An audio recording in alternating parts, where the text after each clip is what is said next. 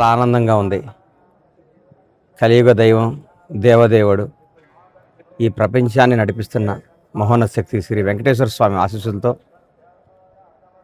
ఆ స్వామివారే సాక్షాత్తు, అమ్మవారు సాక్షాత్తు భువనేశ్వరి గారి రూపాన, చంద్రబాబు రూపాన వాళ్ళలో ప్రవేశించి నా బిడ్డ పెళ్ళి రంగరంగ వైభవంగా చేయించారు స్వామివారు.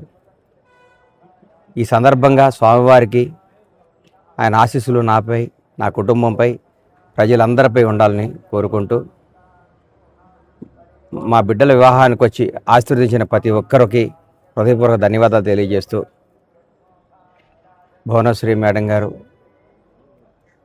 నా మాతృ సమానులైన భువనేశ్వరి గారు కానీ, చంద్రబాబు గారు కానీ చల్లగా ఉండాలని ఆ దేవుడికి ఒక్కసారి ప్రార్థిస్తూ సెలవు తీసుకుంటున్నాను. ధన్యవాదాలు.